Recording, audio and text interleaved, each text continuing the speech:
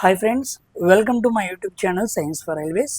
ఈ రోజు నుంచి మనం ఆర్ఆర్బి టెక్నీషియన్ గ్రేడ్ 3కి సంబంధించి సైన్స్లో పీవైక్యూ సిరీస్ని మనం స్టార్ట్ చేసుకున్నాం.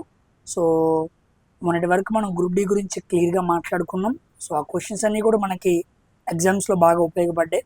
ఈ 2026లో జరగబోయే నెక్స్ట్ టెక్నీషియన్ ఎగ్జామ్కి, అదేవిధంగా ఏఎల్పి ప్రిలిమ్స్కి, జేఈ సిబిటి 1కి సంబంధించి మనం క్వశ్చన్స్ని డిస్కస్ చేసుకుందాం. ఎందుకంటే ఎర్లీగా మనకి టెక్నీషియను, ఏఎల్పి, జేఈ సిబిటి 1లు జరిగే అవకాశం ఉంది. ఎన్టీపీసీ నెక్స్ట్ ఇయర్లోనే జరిగిద్ది. ఓకేనా?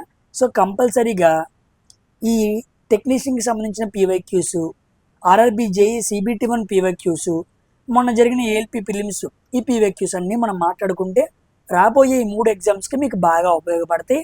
వెంటనే ఇవన్నీ అయిపోయేటప్పుడులోకి డిసెంబర్ 1వ తారీఖు ఈ గ్రూప్ డి రిజల్ట్స్ వస్తాయి కదా, ఆ పేపర్లు వస్తాయి. వెంటనే ఆ పేపర్లు కూడా మనం మాట్లాడేసామనుకో, 2026లో ఈ క్లాస్ 9th ఎన్సీఆర్టీ నుంచి అడుగుతున్న కొత్త విధానంలో క్వశ్చన్స్ అన్నీ కూడా మనకు అర్థమవుతాయి. సో 2026లో పేపర్లే నేను ముఖ్యంగా మాట్లాడబోతున్నాను. ఎందుకంటే వాటిలో అడిగే విధానం క్లాస్ 9th ఎన్సీఆర్టీ నుంచి అడుగుతున్నాడు. ఆ ప్యాటర్న్ మనం అర్థం చేసుకోవాలి, అడాప్ట్ అవ్వాలి. అందుకని నేను అవి మాట్లాడుతున్నాను. ఓకేనా? సో కంపల్సరీగా అందరూ కూడా వీడియోని లైక్ చేసి డైలీ వీడియోని ఫాలో అవుతూ, సైన్స్ క్లాస్లో బాగా నేర్చుకుంటూ, పేపర్స్ని ఫాలో అవుతూ, మిగతా టెస్ట్లు కూడా రాసుకుంటూ ఉండండి. నేను సైన్స్ ఎక్స్ప్లెనేషన్ చేసిన తర్వాత అక్కడ మీరు క్వాంటు, రీజనింగ్, కరెంట్ అఫైర్స్, ఇలా జనరల్ అవేర్నెస్కి సంబంధించిన ఏమైనా ఉంటే వాటిని కూడా నాతో పాటు మీరు ప్రిపేర్ అవుతూ ఉంటే, మీరేమో వాటిని ప్రిపేర్ అవ్వచ్చు, నాతో కలిసి సైన్స్ ప్రిపేర్ అవ్వచ్చు. ఇలా 2 ప్యారల్గా నేర్చుకుంటూ వెళ్ళచ్చు. ఓకేనా? సో ట్రాన్స్లేషన్ చేయడానికి ట్రై చేశాను కానీ సరిగ్గా ఏది ట్రాన్స్లేట్ అవ్వట్లేదు. అందుకే ఎగ్జాక్ట్గా క్వశ్చన్స్ అన్ని ఇంగ్లీష్లోనే మాట్లాడుతున్నాను. సో తెలుగు మీడియం పిల్లలు కాస్త అడ్జస్ట్ అవ్వండి. ఎందుకంటే ట్రాన్స్లేషన్ చేసేవి పోయిన వరకు నాకు ఫ్రీగా ఉండేవి, అవన్నీ ఇప్పుడు పెయిడ్ పెట్టేశాడు. సో నాకు ట్రాన్స్లేషన్ చేయడానికి ఇబ్బంది అవుతుంది. ఎవరైనా మీలో ట్రాన్స్లేషన్ ఇలా చేయొచ్చు సార్ ఈజీగా అంటే నాకు టెలిగ్రామ్లో మెసేజ్ పెట్టండి, ట్రై చేస్తాను. ఓకేనా? ప్రస్తుతానికైతే నేను ఇంగ్లీష్లోనే క్వశ్చన్ పేపర్లు అన్నీ పెడుతున్నాను. సో వాటిని మనం క్లియర్గా మాట్లాడుకుంటూ వెళ్దాం. ఇది ఒకటి కాస్త నా వైపు నుంచి అడ్జస్ట్ చేసుకోండి. సో ఇక ఈ సోదంతా పక్కన పెట్టేసి ప్రతి ఒక్కరు కూడా వీడియోని లైక్ చేసి అందరికీ షేర్ చేయడం మర్చిపోవద్దు. Technician, ALP prelims, JEE CBT 1 target పెట్టుకుని ముందుకు వెళ్దాం. జాగ్రత్తగా నేర్చుకోండి. అండ్ 1 more న్యూ అప్డేట్ వస్తుందని చెప్పాను కదా, దాని మీద వర్కౌట్ చేస్తున్నాను. కాస్త 2-3 రోజుల నుంచి బిజీగా ఉన్నాను. ఆ అప్డేట్ కూడా 2-3 రోజుల్లో తీసుకొస్తాను. అది కూడా మీకు చాలా యూస్ఫుల్గా ఉండిద్ది. ఓకేనా? క్వశ్చన్స్లోకి వెళ్దాం. సో ఇదిగోండి, మనకి మొన్న 2026లో 6th మార్చు, 9th మార్చు, 10th మార్చు రోజుకు 3 షిఫ్ట్లు కాకుండా 3 9 షిఫ్ట్స్. 2026లో 9 షిఫ్ట్స్లో మనకి ఎగ్జామ్ జరిగింది. వాటి గురించి మనం క్లియర్గా మాట్లాడేసుకుందాం. ఈరోజు మనం 6th మార్చ్ షిఫ్ట్ 1 గురించి మాట్లాడుకుందాం. ఓకేనా? సో క్లియర్గా అర్థం చేసుకున్నాం. పేపర్లు అన్నీ కూడా ఆన్లైన్లో టెక్నీషియన్ పీవైక్యూస్ అని కొడితే ఈజీగా దొరికేస్తాయి. మీరు ఆన్లైన్లో డౌన్లోడ్ చేసుకోవచ్చు. ఓకేనా? So let's get in to our video. ఇవన్నీ కూడా సెక్షనల్గానే ఇచ్చాడు కాబట్టి మనకి చాలా ఈజీగా ఉంటుంది. సెక్షనల్ వైజ్గా మనకి గ్రూప్ డి లాగా టెక్నీషియన్ కూడా సెక్షన్ వైజ్గా ఇచ్చాడు. సో క్వశ్చన్స్ అన్నీ ఒక దగ్గరే ఉంటే వివరంగా అర్థం చేసుకుంటూ వెళ్దాం. ఆల్రెడీ మనం 2050 క్వశ్చన్స్, అంతే కదా. సో 2500 క్వశ్చన్స్ మాట్లాడుకున్నాం. సో చాలా కాన్సెప్ట్స్ మాట్లాడుకున్నాం కాబట్టి నా క్లాసెస్ని డైలీ ఫాలో అయ్యే పిల్లలు చాలా ఫాస్ట్గా ఉన్నారు, ప్రతిదీ అర్థం చేసుకుంటున్నారు. సో మీరు కూడా ఎవరైతే కొత్తగా వచ్చారో వాళ్ళందరూ కూడా సైన్స్లో గ్రిప్ అవుట్ అవ్వాలి అంటే కంపల్సరీగా డైలీ ఫాలో అవుతూ ఉంటే మీరు చాలా విషయాలు నేర్చుకుంటూ ఉంటారు. ఆటోమేటిక్గా ఒక 3 నెలల క్రితం మిమ్మల్ని మీరు చూసుకుంటే మీకే తేడా అర్థమైంది. ఓకేనా? అటు ఇటుగా వచ్చి ఒక రోజు విని ఇంకో రోజు వెళ్ళిపోయే వాళ్ళలాగా ఉండొద్దు. దానివల్ల మీకు అండ్ నాకు ఇద్దరికీ ప్రయోజనం లేదు. సో ఇరువురికి ప్రయోజనం వచ్చేలాగా పనిచేద్దాం, సక్సెస్ తెచ్చుకుందాం. ఓకేనమ్మా? సో ఇదిగోండి, 6th March shift 1 RRB technician grade 3. So డైరెక్ట్గా మనం 51వ క్వశ్చన్కి వెళ్దాం. అక్కడి నుంచి మనకి సెక్షనల్ క్వశ్చన్ స్టార్ట్ అవుతాయి. ఇదిగోండి క్వశ్చన్, జనరల్ సైన్స్ సెక్షన్ మాట్లాడుతున్నాం. ఓకేనా? Question 51, which statement correctly describes the universal law of gravitation అన్నాడు. యూనివర్సల్ లా ఆఫ్ గ్రావిటేషన్ అంటే విశ్వ గురుత్వాకర్షణ బలం ఉండిద్ది కదా, దానికి సంబంధించి అనమాట. దాని ఫార్ములా ఏంటి ఇప్పుడు మర్చిపోకూడదు. F=G × M1 × M2/R². ఇక్కడ F అనేది directly proportional to M1 × M2. అది F is inversely proportional to 1/r². R అంటే డిస్టెన్స్. విశ్వంలో ఉన్న ఏ రెండు వస్తువులైనా సరే వాటి మధ్య ఉండిద్ది గురుత్వాకర్షణ బలం ఉండిద్ది అనమాట. గుర్తుపెట్టుకోండి. ఇప్పుడు చదువుదాం. The gravitational force increases as the distance between the object increases అన్నాడు. డిస్టెన్స్ పెరిగితే ఫోర్స్ పెరిగిద్ది అన్నాడు. తప్పు. ఇదిగోండి రెండు ఎలా ఉన్నాయి, ఇన్వర్స్లీ ప్రపోర్షనల్గా ఉన్నాయి. సో రాంగ్ అనమాట. The gravitational force increases when the product of the masses decreases with square of the distance between them అన్నాడు. The gravitational force increases with the product of the masses, okay ఇక్కడ వరకు చదవాలి, and decreases with the square of the distance between them అన్నాడు. Yes, ఇదే correct అనమాట. ఓకేనా. ఈ రెండు మాసుల యొక్క ప్రొడక్ట్కి ఫోర్స్ పెరుగుతుంది, ఆర్కేమో డిక్రీజ్ అవుతుంది.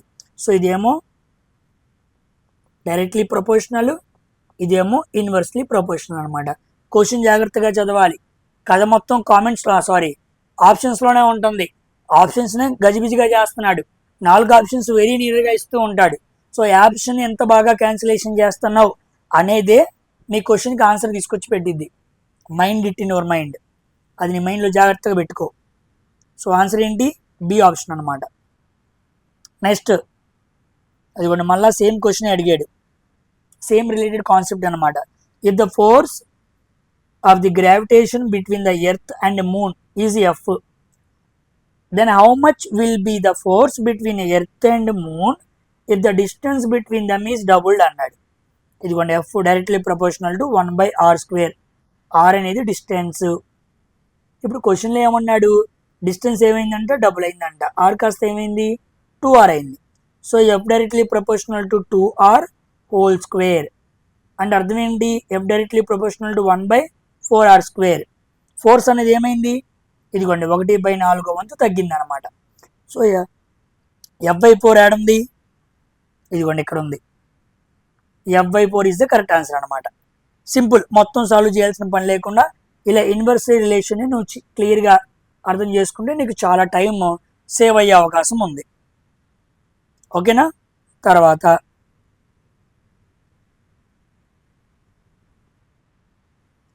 when applying the equations of motion, an object is moving under gravitational force as thrown vertically upwards. ఒక వస్తువుని కింద నుంచి పైకి విసిరేసాం, అప్పుడు యాక్సిలరేషన్ని ఎలా తీసుకోవాలన్నాడు. సామాన్యంగా ఒక వస్తువుని కింద నుంచి పైకి వేసామనుకోండి, జీ వాల్యూ ఎలా తీసుకోవాలి, నెగిటివ్ తీసుకోవాలి. అలా ఒక వస్తువు పైనుంచి కిందకు వస్తుంది అనుకోండి, జీ వాల్యూ ఎలా తీసుకోవాలి, పాజిటివ్ తీసుకోవాలి. ఎందుకు అంటే జీ వాల్యూ న్యాచురల్లీ డౌన్వర్డ్స్లో పనిచేసిద్ది. సో నువ్వు పైనుంచి వస్తువుని కిందకి వేసావు, జీ కూడా కిందకే పనిచేస్తుంది, కాబట్టి జీ వాల్యూ పాజిటివ్. కానీ ఇక్కడ ఏమన్నాడు, వర్టికల్లీ అప్వర్డ్ అన్నాడు. అంటే జీ వాల్యూ ఎలా తీసుకోవాలి, నెగిటివ్ తీసుకోవాలి. నువ్వేమో పైకి విసిరేసావు, జీ వాల్యూ ఏమవుతుంది, కిందకి లాగుతుంది. ఓకేనా. సో ఏమనాలి, ఆన్సర్ ఎక్కడ ఉంది, ఇదిగోండి negative, as it opposes the initial motion. So positive అనే పదాలు తప్పు, ఇండిపెండెంట్ అనకూడదు, డిపెండెంట్. Gravity acts downward. ఓకేనా. When the object moves upward అనమాట. Very very important. So A = -g అని తీసుకోవాలి.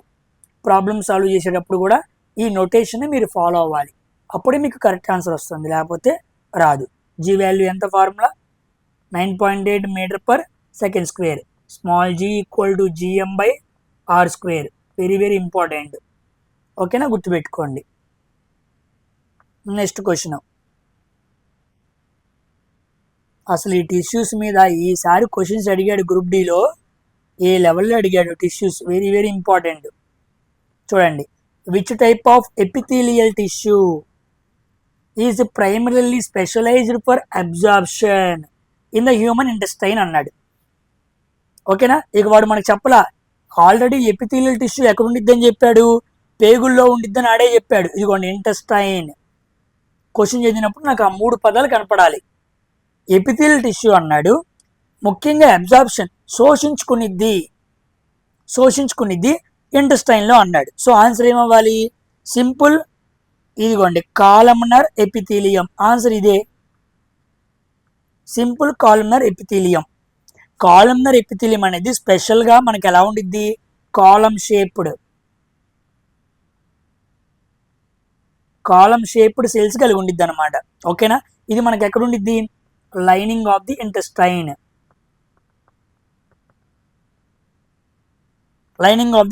లో ఉండిద్ది అనమాట. ఓకేనా, దీని ముఖ్యమైన పని ఏంటి, అబ్జార్ప్షన్ సెక్రేషన్ రెండు చేసిద్ది, కానీ ముఖ్యమైన పని ఏంటి అంటే అబ్జార్ప్షన్. ఓకేనా, వెరీ వెరీ ఇంపార్టెంట్ అనమాట. సో ఇంటెస్టైన్ లైనింగ్ లో ఏం జరగాలి, న్యూట్రియంట్ అబ్జార్ప్షన్ జరగాలి, ఓకేనా, పోషకాల శోషణ జరగాలి, శోషించుకోవాలి. దానికోసం అది మనకు బాగా ఉపయోగపడుతుంది అనమాట. Very very important. మరి సింపుల్ క్యూబాయిడల్ అనేది మనకి ముఖ్యంగా ఎక్కడ కనపడిద్ది, కిడ్నీ ట్యూబుల్స్లో కనపడిద్ది. క్యూబాయిడల్ కిడ్నీ అని ఎన్ని ఎగ్జామ్స్లో చెప్పాను, ఎన్ని పీవైక్యూస్లో చెప్పాను. కిడ్నీ ట్యూబ్యూల్స్ గుర్తుపెట్టుకోండి, వెరీ వెరీ ఇంపార్టెంట్. ఓకేనా, మరి దీని పని ఏంటి, దీని పని కూడా సెక్రీషన్ అండ్ అబ్జార్ప్షన్.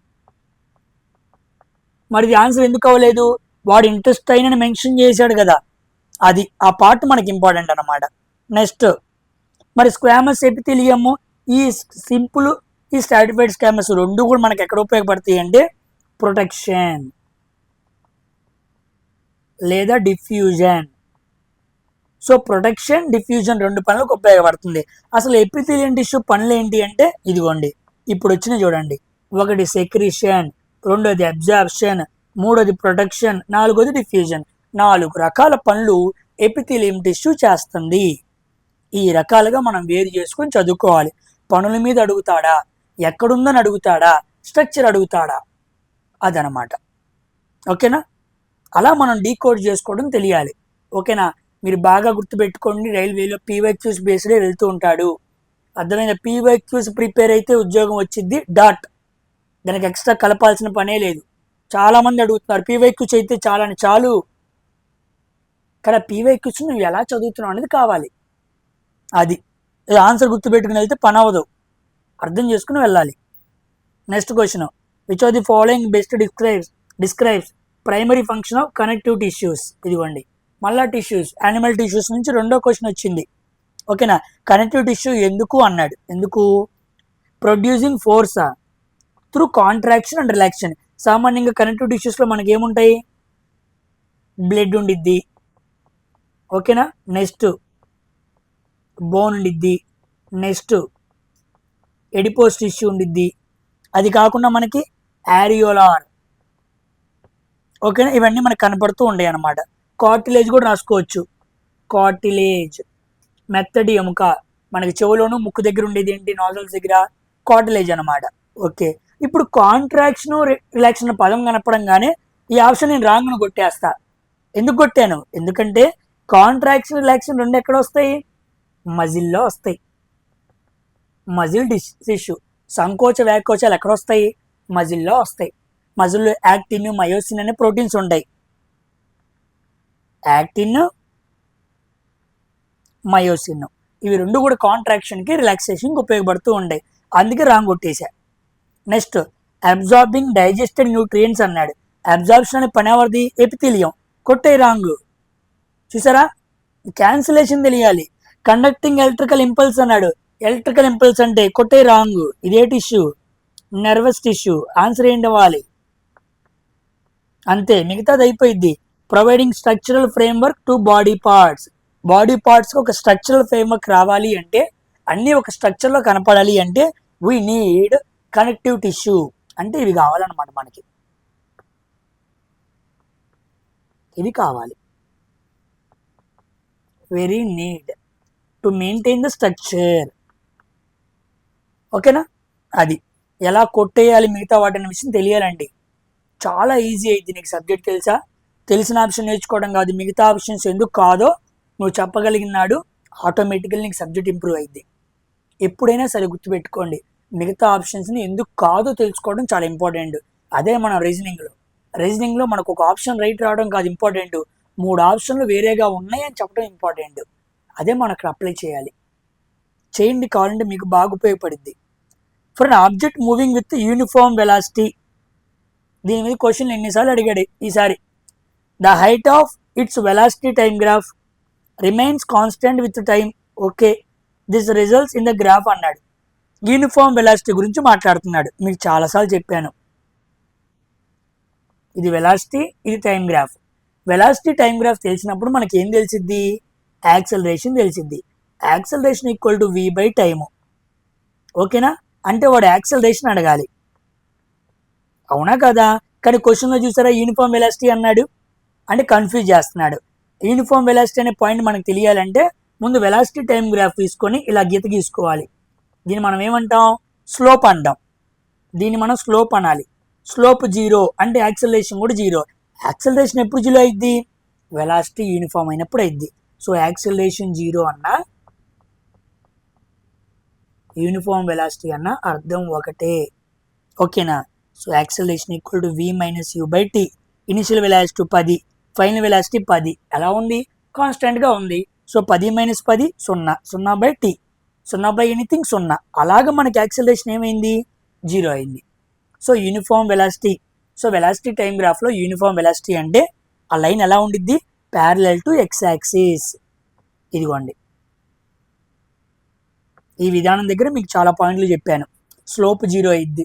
యాక్సలరేషన్ వాడు అడుగుతాడు రేపు స్లోప్ 0 అయిద్దా, స్లోప్ ఎలా ఉండిద్ది అని రకరకాలుగా అడుగుతాడు. గుర్తుపెట్టుకోండి, వెరీ వెరీ ఇంపార్టెంట్. ఓకేనా? ఒక హారిజాంటల్ లైన్ రావాలి, very important. Horizontal straight line that has to be parallel to time axis or x axis. ఇప్పుడు నేను టైం అని కూడా మెన్షన్ చేయొచ్చు. నేను చాలా విషయాలు కంబైన్ చేసి మాట్లాడుతూ ఉంటా. ఆల్రెడీ అన్ని క్వశ్చన్స్ మాట్లాడాను కాబట్టి వాటి యొక్క రిఫరెన్స్ తీసుకొని ఎలా అడుగుతున్నాడో తెలిసినవన్నీ చూసి జోడించి మాట్లాడతా. నాకు క్వశ్చన్ దగ్గర ఉన్న అనుభవం వేరు, మీకున్న అనుభవం వేరు. ఓకే, ఎందుకంటే మల్టిపుల్ క్వశ్చన్స్ చేసుకుంటూ వచ్చాను కదా, అందుకని ఆ అనుభవం మీకు ఉపయోగపడింది. What is the primary reason curved ceilings are used in concrete halls అన్నాడు. కర్వ్డ్ సీలింగ్స్ అనగానే మనకు రావాలి. ఎందుకు? ఒక డెకరేషన్ హాల్లో, ఒక థియేటర్లో కర్వ్డ్ హాల్స్ ఎందుకు పెడతారు అంటే టు డెకరేట్ ద హాల్ కాదు, టు బ్లాక్ నాయిస్ కాదు, టు అబ్జర్బ్ సౌండ్ కాదు. ఇదిగోండి, టు రిఫ్లెక్ట్ సౌండ్ ఈవెన్లీ. ఎప్పుడైతే ఇలా పెట్టామో మల్టిపుల్ రిఫ్లెక్షన్ జరిగి ఒక గదిలో అన్ని మూలలకి ఏమైద్ది? సౌండ్ ట్రాన్స్మిట్ అయింది. సో మల్టిపుల్ రిఫ్లెక్షన్ జరగాలి. దాన్ని మనం ఏమంటాం? రివర్బిరేషన్. ఈసారి గ్రూప్ డి ఎగ్జామ్స్లో మన అనాలిసిస్లో కూడా చెప్పాను, రివర్బిరేషన్ని దేంట్లో కొలుస్తారు అని అడిగాడు. RT60 రివర్బిరేషన్ టైం 60 అని పిలుస్తారన్నమాట. వెరీ ఇంపార్టెంట్, గుర్తుపెట్టుకోండి. సో సౌండ్ని యూనిఫామ్ ఈవెన్లీ అనకుండా రేపు ఎప్పుడైనా ఏమనొచ్చు? యూనిఫామ్లీ అనొచ్చు. సో మీరు రెండు గుర్తుపెట్టుకోవాలి, ఈవెన్లీ లేదా యూనిఫామ్లీ. ఓకేనా? తర్వాత question, members of homologous series differ by CH2 group. Organic chemistry వీడియోలో కూడా చెప్పాను. ఓకేనా? ఒక ఆల్కేన్ సిరీస్ కానీ, ఒక ఆల్కైన్ సిరీస్ కానీ దీంట్లో మీరు ఏం తీసుకున్నా సరే, ఓకేనా, ఆ సిరీస్లో ప్రతి దాని మధ్య డిఫరెన్స్ మీకు CH2 కనపడింది అనుకోండి, దాన్ని మనం ఏమనాలి? హోమోలోగస్ సిరీస్ అనాలి. Statement 1 right. 2 చూద్దాం. Each successive member of homologous series differs from the previous one by 12U అన్నాడు. ఇది తప్పు. సామాన్యంగా CH4 అంటే కార్బన్ అటామిక్ వెయిట్ ఎంత? 12. హైడ్రోజన్ అటామిక్ వెయిట్ ఎంత? 1. 1 × 4 అంటే 16U. సో 16 అనేది రావాలి కానీ 12 కాదు. సో ఎక్కడుంది? ఇదిగోండి, 1 ఈజ్ ట్రూ, 2 ఈజ్ ఫాల్స్. నా ఆన్సర్ ఇదన్నమాట. ఓకేనా? Very important. CH2 డిఫరెన్స్ ఉండాలి, లేదా అటామిక్ వెయిట్ మాలిక్యులర్ వెయిట్ చూస్తే 16U ఉండాలి. మాలిక్యులర్ వెయిట్ని ఎప్పుడు దేంతో కలవాలి? AMU, atomic mass unit. దాన్ని ఏ లెటర్తో చూపించాలి? U అనే లెటర్తో చూపించాలి. ఓకేనా? ఇది పేరు, ఇది సింబల్, ఇదన్నమాట. ఓకేనా? ఈసారి అడిగిన గ్రూప్ డిలో ketones, aldehydes, esters, ethers, functional groups అడిగాడు, బొమ్మలు అడిగి. ఇదిగోండి ఇలాగా, ఇలా బొమ్మలు ఇచ్చి ఎగ్జాక్ట్గా NCERTలో ఉన్నాయి చైన్ డయాగ్రామ్స్ మెన్షన్ చేసి మరీ అడిగాడు. ముందు రోజుల్లో సబ్జెక్ట్ని డీప్గా నేర్చుకునే వ్యక్తి కాంపిటీషన్లోకి అసలు రాలేడు. గుర్తుపెట్టుకోండి. ఇదిగోండి క్వశ్చన్ చూడండి, కాన్సెప్చువల్ క్వశ్చన్ అన్నమాట. 9 grams of water contains 1 gram of hydrogen అన్నాడు. 9 గ్రాముల water contains 1 gram of hydrogen and 8 grams of oxygen అన్నాడు. ఓకేనా, ఇదిగోండి హైడ్రోజన్ H2 1 gram అన్నాడు. ఓకే, ఆక్సిజన్ 8 grams అన్నాడు. రేషియో తీసుకున్నాను. ఇప్పుడు వాడు ఏమన్నాడు, 36 grams రావాలన్నాడు. అవునా, పాయింట్ అదేనా? 36 grams రావాలంటే ఇది వాటరే, ఇది వాటరే. సో 9 grams వాటర్ 36 అవ్వాలంటే 4తో మల్టిప్లై చేయాలి. అంటే దీన్ని 4తో చేయాలి, దీన్ని 4తో చేయాలి. అవునా కాదా? అప్పుడు 1 × 4 4 grams, 8 4 32 grams. కాబట్టి 36 grams వాటర్ రావాలంటే 4 grams హైడ్రోజన్ ఉండాలి, 32 grams ఆక్సిజన్ ఉండాలి. సో సింపుల్ రేషియో లెక్క అనమాట. రేషియో చేయడం అర్థమైపోతే క్లియర్గా అర్థమైంది. దాన్ని సైన్స్ ఇన్సర్ట్ చేశాడు అనమాట, అంతే, ఏమీ లేదు. ఓకేనా, వెరీ వెరీ ఇంపార్టెంట్ అనమాట. ఫిక్స్డ్ ప్రపోజిషన్స్లో మాట్లాడుకోవాలి మనం. దీన్ని మనం లా ఆఫ్ కాన్స్టెంట్ ప్రపోజిషన్స్ అని మాట్లాడుకుంటాం. ఓకేనా, లా ఆఫ్ కాన్స్టెంట్ ప్రపోజిషన్స్ పేరు గుర్తుపెట్టుకోండి. లా ఆఫ్ కాన్స్టెంట్ ప్రపోజిషన్స్ ఎవరు ప్రపోజ్ చేశారు ఈ థియరీని తెలిస్తే కామెంట్ సెక్షన్లో రాయండి, చూద్దాం. Next, why is biological magnification a health risk even with limited pesticide use అన్నాడు. బయోలాజికల్ మ్యాగ్నిఫికేషన్ మీద ఈ షిఫ్ట్లో ఒక 30 క్వశ్చన్లు వచ్చి ఉంటాయి. డైలీ ఏదో షిఫ్ట్లో క్వశ్చన్ కనబడుతూనే ఉంది ఆర్ఆర్బి గ్రూప్ డీలో. ఓకేనా, బయోలాజికల్ మ్యాగ్నిఫికేషన్ అంతకుముందు పీవైక్యూస్లో కూడా చెప్పాను. బయోలాజికల్ అనే పదం కనపడితే మీరు ఫస్ట్ ఎవరి దగ్గరికి వెళ్ళాలి, ఎన్బిడి దగ్గరికి వెళ్ళాలి. ఎన్బిడి అంటే నాన్ బయోడిగ్రేడబుల్. ఓకేనా, నాన్ బయోడిగ్రేడబుల్ ఎక్కడుంది? ఇక్కడ లేదు, ఇక్కడ లేదు, ఏసీ ఆప్షన్లో ఉంది. ఓకేనా, next point, besides are immediately excreted and do not persist అన్నాడు. తప్పు, డు నాట్ పర్సిస్ట్ అనకూడదు, అవి వాతావరణంలో ఉండవు అన్నాడు. ఉంటాయి. సో ఆన్సర్ ఏంటి?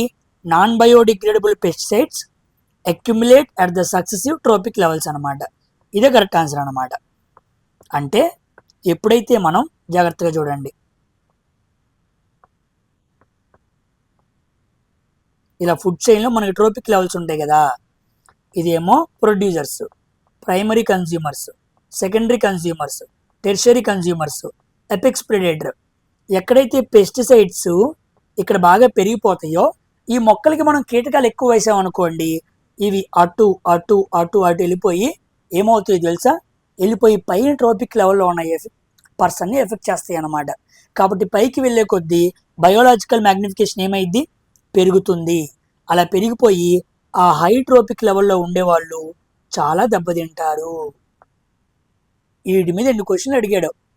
సో బయోలాజికల్ మ్యాగ్నిఫికేషన్ అంటే కింద మనం మొక్కలకు వాడే కీటకాలు పైకి వెళ్ళిపోయి మొక్కల్ని మిడతలు తిని, మిడతల్ని కప్పలు, కప్పల్ని పాములు, పాములు గద్దలను తిని ఆ గద్దలకి వీటి వల్ల ప్రమాదం వచ్చే అవకాశం ఉంది. ఇలా మనుషులకు సంబంధించిన ఏ ఫుడ్ చైన్ అయినా తీసుకో. ఓకేనా, కాబట్టి నాన్ బయోడిగ్రేడబుల్ చాలా ప్రమాదం. అవి వాతావరణంలో పర్సిస్ట్ అవుతాయి. Harmful chemicals are not easily broken down. సాధారణ పద్ధతుల ద్వారా ఈ కెమికల్స్ భూమిలో కలవు, చాలా టైం పట్టిద్ది. అవి వెళ్ళిపోయి ఫుడ్ చైన్స్ ద్వారా పైకి వెళ్ళిపోతాయి. అలా వెళ్ళిపోయి ట్రాపిక్ లెవెల్స్ని దెబ్బతీస్తాయి అన్నమాట. Very important. నెక్స్ట్,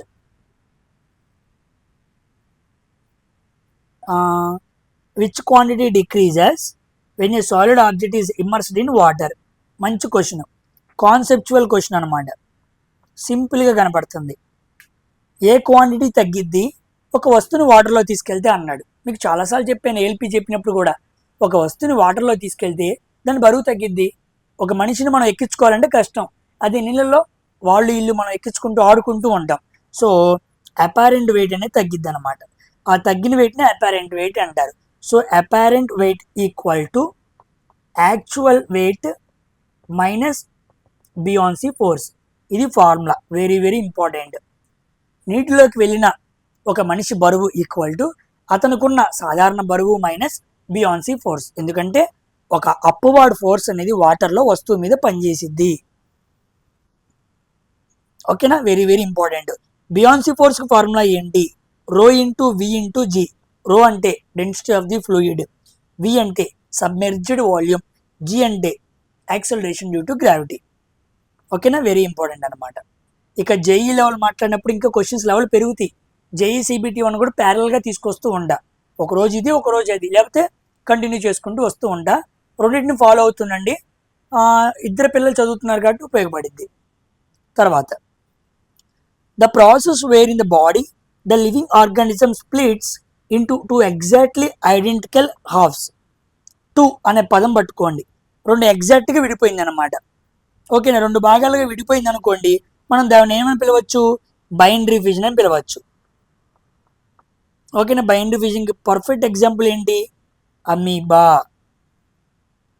ఓకేనా, వెరీ వెరీ ఇంపార్టెంట్, చాలా ఎగ్జామ్స్లో అడుగుతూ ఉంటాడు. ఫ్రాగ్మెంటేషన్కి మనకి ఎగ్జాంపుల్స్ ఏంటి, ఫ్రాగ్మెంటేషన్స్కి మనం చాలా మాట్లాడుకున్నాం.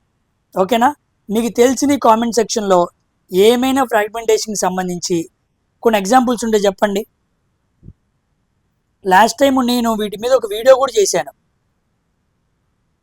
ఓకేనా, వాళ్ళు ఎంతమందికి నాకు గుర్తుందో లేదో నాకు తెలియదు, కానీ నేనైతే చాలా చేశాను. ఫస్ట్ మీకు ఆల్గే చెప్పాను, తర్వాత ఫ్లాట్వామ్స్ చెప్పాను, అంటే బద్దె పురుగులు అని చెప్పాను. ఫ్లాట్వామ్స్, కొన్ని ఫంగై, కొన్ని మోసెస్ మొక్కలు. ఈ మోసెస్ మొక్కలు మనకి థాలోఫైటా, బ్రయోఫైటా రెండో ప్లాంట్ కింగ్డంలో పుష్పించని మొక్కల్ని 3 భాగాలు చేస్తాం, థాలో, బ్రయో, టెరిడో. దాంట్లో బ్రయోఫైటాలో ఉంటాయి mosses, liverworts, hornworts అని అక్కడ ఎగ్జాంపుల్ అనమాట. ఇక బడ్డింగ్ అంటే మీకు తెలుసు, హైడ్రా, మనం చాలాసార్లు ఎగ్జాంపుల్గా మాట్లాడుకుంటాం. ఓకేనా, మల్టిపుల్ ఫిజన్కి మీరు కామెంట్ సెక్షన్లో రాయండి. మల్టిపుల్ ఫిక్షన్ మనకి దేంట్లో, ఏ జీవిలో జరిగిద్దని. ఇవన్నీ కూడా ఏంటి, అసెక్షువల్ రీప్రొడక్షన్స్, అలైంగిక ప్రత్యుత్పత్తి పద్ధతులు. ఇక్కడ ఓన్లీ వన్ పేరెంటే ఉంటాడు, చాలా ర్యాపిడ్ గ్రోత్ జరిగిద్ది, గుర్తుపెట్టుకోండి. ఈవెన్ తో people eat different types of food, they may still absorb harmful chemical residues, this is because అన్నాడు. అది ఒక పైన అడిగిన లాంటి క్వశ్చన్ అనమాట. ఓకేనా, ఏమన్నాడు, వేరు రకాల ఫుడ్లు తిన్నా సరే they may still absorb harmful chemical residues, ఎందుకో ప్రమాదకరమైన కెమికల్స్ అనేవి వేరు ఫుడ్లు తిన్నా సరే అందరికీ బాడీలోకి వెళ్ళిపోతున్నాయి ఎందుకు అన్నాడు. ఓకేనా, ఎందుకు, పెస్టిసైడ్స్ ఆర్ కంప్లీట్లీ డెస్ట్రాయిడ్ కాదు, ఇదిగోండి ఇక్కడ ఉంది, chemicals persist and accumulate via biomagnification. Biomagnification వల్ల కింద నుంచి పైకి మనం ఎక్కడో మొక్కలకి వేస్తే అదంతా పైకి వెళ్ళిపోయి ఆ ఫుడ్లో ఉండిద్ది కదా. అందుకే కాయగూరలు తినేటప్పుడు, కూరగాయలు తినేటప్పుడు కడుక్కొని తినాలి, వాటి మీద మందులు కొడతారు, ఆ పెస్టిసైడ్స్ ప్రభావం మన మీద ఉండిద్ది. ఓకేనా, నెక్స్ట్ క్వశ్చన్, దానివల్ల హ్యూమన్స్ ఎక్కువ ఇబ్బంది పడేది, గుర్తుపెట్టుకోండి. సామాన్యంగా ప్లాంట్స్కి అంత ఇబ్బంది ఉండదు, అవి అబ్జర్వ్ చేసుకోలేవు కెమికల్స్ని. Plants do not selectively absorb, only use chemicals. వాటి ద్వారా అవ్వ అనమాట, వాటి ద్వారా మనకు ఎక్కువ అవుతాయి, వాటికి ప్రభావం తక్కువ, మనకు ఎక్కువ, వాటిని తిన్నాం కాబట్టి. The resistivity of an alloy is generally higher than its constituent metals and this property makes alloys suitable for అన్నాడు. చూడండి, సామాన్యంగా ఎల్లాయిస్, మెటల్స్, ఎల్లాయిస్ రెసిస్టివిటీ చాలా ఎక్కువ ఉండిద్ది వేటికన్నా, మెటల్స్ రెసిస్టివిటీ కన్నా. ఎందుకు, ప్యూర్ మెటల్కి రెసిస్టెన్స్ తక్కువ, కానీ 2-3 మెటల్స్ని కలిపామనుకోండి దాన్ని ఎల్ఐ అంటారు. దాన్ని తెలుగులో ఏమంటారు అంటారండి, తెలుగులో గుర్తు రావట్లేదు. ఎల్ఐ అంటే గ్రూప్ ఆఫ్ మెటల్స్ అనమాట, కలుపుతారు. దాన్ని కలిపినప్పుడు దీనికి రెసిస్టెన్స్ ఎక్కువ ఉండిద్ది. ఓకేనా, అలా ఉండటం వల్ల దీన్ని మనం హీటింగ్ ఎలిమెంట్స్లో వాడచ్చు. ఇదిగోండి ఎగ్జాంపుల్, నిక్రోమ్ అని చెప్పాడు. ఒక మెటల్ని వాడచ్చుగా, ఐరన్ రాడ్తో వాటర్ హీటర్ని తయారు చేయొచ్చుగా, కేవలం నిక్కిల్తో చేయొచ్చుగా, కేవలం క్రోమియంతో చేయొచ్చుగా, కాదు. ఇక్కడ నిక్రోమ్ అంటే నిక్కిల్ ప్లస్ క్రోమియం, 2 మెటల్స్ని కలిపడం కూడా మనం దాన్ని ఏమనాలి, ఎల్ఐ అనాలి. రెండింటిని కలపడం వల్ల రెసిస్టెన్స్ ఏమైద్ది, ఎక్కువ ఉండిద్ది. So metals have less resistivity compared to ఎల్ఐస్. అందుకే మనం ఎప్పుడు కూడా వాటర్ హీటర్స్లో కానీ ఎక్కడైతే హీటింగ్ ఎలిమెంట్గా వాడతామో అక్కడ మనం ఎల్ఐని వాడతాం. ఉదాహరణకి ఇంకోటి చెబుతాను, సోల్డర్. సోల్డర్ రాడ్ తెలుసుగా, సోల్డరింగ్ రాడ్ అంటాం కదా, సోల్డరింగ్ రాడ్. దీన్ని మనకు ఏమర్థం, టిన్ను లెడ్ వాడతాం. ఓకేనా, ఎందుకు దాన్నే వాడాం, ఎల్ఐ కాబట్టి. టిన్ అంటే తగరం, లెడ్ అంటే తెలుసు కదా ప్లంబం అంటాం, ఎగ్జాక్ట్ పేరు. ఓకేనా, ఈ రెండింటిని కలిపి మనం ఏం తయారు చేస్తాం, సోల్డరింగ్ రాడ్ని తయారు చేస్తాం. కాబట్టి ఎక్కడైతే హీటింగ్ ఎలిమెంట్గా మనం వాడుకుందాం అనుకుంటున్నామో అక్కడ మనం ఎల్ఐని యూజ్ చేస్తే బెటర్ అన్నమాట. ఎందుకంటే ఎక్కువ రెసిస్టెన్స్ ఉందనుకోండి, ఎక్కువ హీట్ని ప్రొడ్యూస్ చేసిద్ది. దేని ప్రకారంగా H=I²R/T. కాబట్టి రెసిస్టెన్స్ ఎక్కువ ఉందనుకోండి, హీట్ ఎక్కువ ప్రొడ్యూస్ అయ్యిద్ది. మరి నీ పారామీటర్ కూడా ఏంటి, హీట్ ఎక్కువ ప్రొడ్యూస్ చేయడమే కదా. కాబట్టి ఎక్కువ రెసిస్టెన్స్ ఉన్న వాడిని సెలెక్ట్ చేసుకోవాలన్నమాట. That is the criteria. Next solutions గురించి అడిగాడు. చూడండి, సస్పెన్షన్స్ స్కాటర్ లైట్ అన్నాడు. చాలాసార్లు చెప్పాను, సస్పెన్షన్స్ అనేవి లైట్ని ఏం చేస్తాయి, స్కాటర్ చేస్తాయి. మనం దాన్ని ఏమంటాం, టిండాల్ ఎఫెక్ట్ అంటాం. ఓకేనా, తర్వాత వెన్ పార్టికల్స్ సెటిల్ డౌన్, ఒకవేళ పార్టికల్స్ సెటిల్ డౌన్ అయిపోతే, ఓకేనా, they no longer scatter light అన్నాడు. ఇది కరెక్టే. సో రెండు కరెక్టే, both statements are true. Statement 2 does not explain statement 1, అంతే కదా. రెండోది మొదటి దాన్ని ఎక్స్ప్లెయిన్ చేయదు. సో మన ఆన్సర్ ఏమవ్వాలి, డి ఆప్షనే అవ్వాలి. గుర్తుపెట్టుకోండి, సస్పెన్షన్స్లో స్కాటరింగ్ ఆఫ్ లైట్ ఉండిద్ది. ఉదాహరణకి ఇలా మనం పార్టికల్స్ ఉన్నాయి, ఒక చాప్లీస్ మొక్కని ముక్కలు ముక్కలుగా చేసి వాటర్లో వేసాను, దాని గుండా లైట్ పంపించాను అనుకోండి, స్కాటరింగ్ జరిగిద్ది. అయితే కాసేపటికి ఈ పార్టికల్స్ అయిపోతాయి, ఇలా అడుగున స్కమ్ లాగా ఫామ్ అయిపోతాయి అన్నమాట. అప్పుడు లైట్ వెళ్ళింది అనుకోండి, స్కాటరింగ్ అవ్వదు. అంటే పార్టికల్స్ సెటిల్ డౌన్ అయ్యేదాకా టిండాల్ ఎఫెక్ట్ ఉండిద్ది, సెటిల్ డౌన్ అయితే టిండాల్ ఎఫెక్ట్ ఉండదు. ఓకేనా, అదనమాట విషయం. దీని మీద ఈసారి గ్రూప్ బిలో ఏ క్వశ్చన్ అడిగాడు తెలుసా, లాస్ట్లో చెబుతాను, గుర్తుపెట్టుకోండి, లాస్ట్లో మాట్లాడతాను. Question very very important. Which are the following an example of double displacement reaction అన్నాడు. డబుల్ డిస్ప్లేస్మెంట్ రియాక్షన్ అంటే కుడివైపు నాకు ఒక వైట్ ప్రెసిపిటేట్ ఉండాలి. ఇది డిస్ప్లేస్మెంట్ రియాక్షను, అవునా కాదా. ఇది కాంబినేషన్ రియాక్షను, ఇది డీకంపోజిషన్ రియాక్షను. ఏబి కాస్త A+Bగా విడిపోయింది అనుకోండి, అలా తీసుకోండి. సో ఆన్సర్ ఏమవ్వాలి, ఇదే అవ్వాలి. ఓకేనా, దీన్ని వైట్ ప్రెసిపిటేట్ అంటాం, బేరియం సల్ఫేట్, గుర్తుపెట్టుకోండి. సో డబుల్ డిస్ప్లేస్మెంట్ రియాక్షన్లో మనకి ఏం జరిగిద్ది, ఎక్స్చేంజ్ ఆఫ్ అయాన్స్ జరిగిద్ది అనమాట. The symbol B represents which element అన్నాడు. పి అనే సింబల్ ఏం తెలియజేస్తుంది అన్నాడు, బ్రోమిన్ పెట్టే అవకాశం ఉంది, అది బిఆర్. బేరియం పెట్టే అవకాశం ఉంది, అది బిఏ. బెరిలియం పెట్టే అవకాశం ఉంది, అది బిఈ. సో ఓన్లీ కేవలం బి మాత్రమే దేనికి ఉంది, బోరాన్కి ఉంది. Answer is boron. సింబల్స్ తెలియాలన్నమాట. ఓకేనా, మొన్న అడిగాడు కెమికల్ సింబల్ సెలెక్ట్ చేసేటప్పుడు ఫస్ట్ లెటర్ ఎప్పుడు కూడా క్యాపిటల్ లెటర్ ఉండాలి, క్యాపిటల్ లెటర్. తర్వాత లెటర్ ఎప్పుడు కూడా స్మాలర్ లెటర్ ఉండాలి. ఇది ఈసారి గ్రూప్ డి ఎగ్జామ్స్లో అడిగాడు అనమాట. మొన్న అనాలిసిస్ ఎక్స్ప్లెయిన్ చేస్తున్నప్పుడు చెప్పాను, అప్పుడు నాకు గుర్తుంది. ఓకేనా, బోరాన్ అటామిక్ నెంబర్ ఎంత, 5. Very very important. Next, reaction of potassium reacts with water we observe అన్నాడు. పొటాషియం రియాక్ట్స్ విత్ వాటర్, ఓకేనా, ఏమైంది, నో విజిబుల్ చేంజ్ కాదు. ఫార్మేషన్ ఆఫ్ గ్రీనిష్ కాంపౌండా, జెంటిల్ బబులింగ్, బబుల్స్ వస్తాయా, బబులింగ్ రాదు. ఇదిగోండి bright flame and rapid reaction.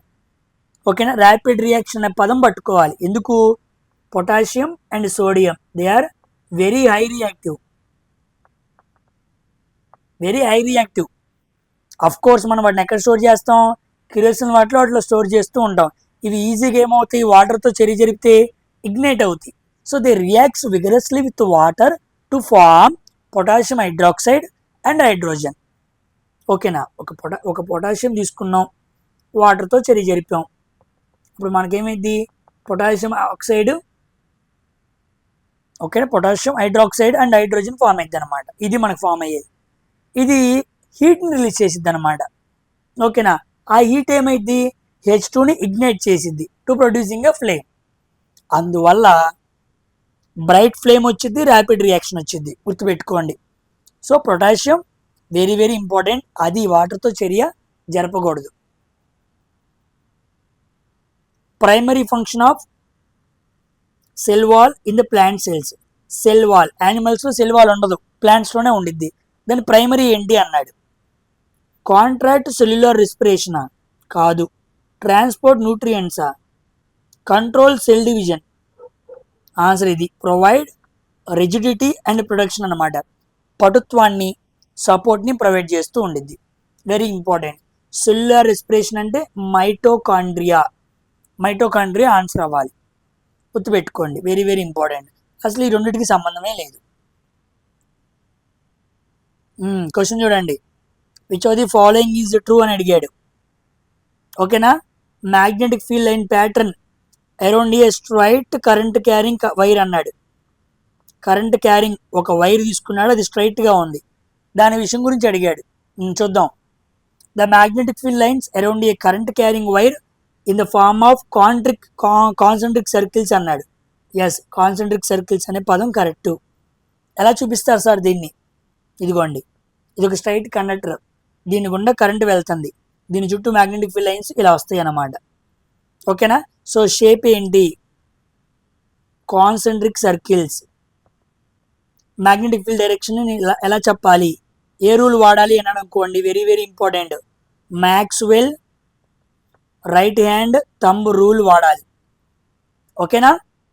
ఎక్కడ Fleming వాడాలో, ఎక్కడ మ్యాక్స్వెల్ వాడాలో తెలుసుకోవాలి. నా క్లాసు మ్యాగ్నెటిజం ఎవరైతే వింటారో వాళ్ళకి క్లియర్ కట్గా ఐడియా ఉండిద్ది. లేదనుకోండి, కనపడిన చోటల్లా ఫ్లెమింగ్ పెట్టేస్తూ ఉంటారు. Maxwell right hand thumb rule వాడే పద్ధతి వేరు, విధానం వేరు, ఫ్లెమింగ్ వాడే విధానం వేరు. So first is correct. The magnetic field lines around a current carrying wire intersect. అసలు తప్పు, ఇంటర్సెక్ట్ అనే పదం ఉండకూడదు. మ్యాగ్నెటిక్ ఫీల్డ్ లైన్స్ ఎప్పుడు ఖండించుకో. Magnetic field lines move farther apart as one moves away from the wire అన్నాడు. ఇది కరెక్టే. దూరం వెళ్ళే కొద్ది మ్యాగ్నెటిక్ ఫీల్డ్ లైన్స్ ఏమవుతాయి, వాటి యొక్క పవర్ తగ్గుతూ ఉండిద్ది అనమాట. ఇదిగోండి, దీనికి ఉండే పవర్ ఈ చివరి దానికి ఉండదు, అంతే కదా. దూరంగా వెళ్ళామనుకోండి, ఆర్ అనమాట. ఆర్ పెరిగే కొద్ది ఏమైద్ది, వాటి స్ట్రెంత్ తగ్గుతూ ఉండిద్ది. వెరీ వెరీ ఇంపార్టెంట్ అనమాట. ఓకేనా. సో 1, 3 ఎక్కడుంది? బి ఆప్షన్, సి ఆప్షన్లో ఉంది. And that is the correct answer అనమాట. ఓకేనమ్మా. తర్వాత use which of the following factor helps in increasing crop yield. పంట దిగుబడి పెంచడానికి ఏది మనకు బాగా ఉపయోగపడిద్ది అన్నాడు. Rain water for irrigation. Rain వాటర్ని వాడితే ఇరిగేషన్ పెరిగిద్దా? ఓన్లీ అనే పదం తప్పు. Using poor seeds. విత్తనాల్లో క్వాలిటీ లేకపోతే ఎలా? Ignoring crop production. ఇది రాంగే. సో ఆన్సర్ ఏంటి? ఇదన్నమాట. ఓకేనా. Quality seeds, irrigation, fertilisers, crop production అన్నీ చూసుకుంటేనే దిగుబడి బాగుండిద్ది. Which of the following correctly explains why toothpaste is basic. సామాన్యంగా మన నోట్లో డైలీ వాష్ చేసుకుంటూ ఉంటాం కదా, అది బేసిక్ ఎందుకు అన్నాడు. సామాన్యంగా బేసిక్ అవసరం ఎప్పుడు ఉండిద్ది? మన నోట్లో యాసిడ్ ఫామ్ అయింది, రాత్రి నుంచి అలాగే పనుకున్నాం, ఎసిడిటీ ఫామ్ అయింది, బేసిక్ కలిపామనుకోండి, మన నోట్లో ఉన్న pH వాల్యూ ఏమైద్ది? న్యూట్రల్ అయింది. So to neutralise the acid, నోట్లో ఉన్న యాసిడ్ న్యూట్రలైజ్ చేయాలి. Neutralise the acid formed in the mouth after eating the food అనమాట. వెరీ వెరీ ఇంపార్టెంట్, గుర్తుపెట్టుకోండి. సో ఎక్కడుంది, ఎక్కడ పాయింట్? To neutralise. ఇదిగోండి ఫస్ట్ పాయింటే, ఆ పదం పట్టుకుని పెట్టేయచ్చు మనం. ఓకేనా. Very very important. What will be the wavelength of the sound wave whose frequency and speed ఇచ్చాడు. Okay, formula speed equal to wavelength into frequency. వాడు వేవ్ లెంత్ అడిగాడు, స్పీడ్ బై ఫ్రీక్వెన్సీ. స్పీడ్ ఎంత? 440. Wave length ఎంత? 220. కొట్టేస్తే ఎంత? 2 మీటర్లు. ఓకేనా. ఎక్కడుంది 2 మీటర్లు? ఇదిగోండి. Next question, CaCl2. Okay, calculate. Okay, which calculation correctly determines. Okay, calculation అడిగాడు. చూసారు క్వశ్చన్ ఎలా ఉందో డిఫరెంట్గా. వాడే ఇచ్చి మనకు సాల్వ్ చేస్తున్నాడు. CaCl2 అంటే ఎలా సాల్వ్ చేసుకోవాలి మనం కరెక్ట్గా చూసుకొని, atomic mass of Ca atomic mass of chlorine by 2 తప్పు.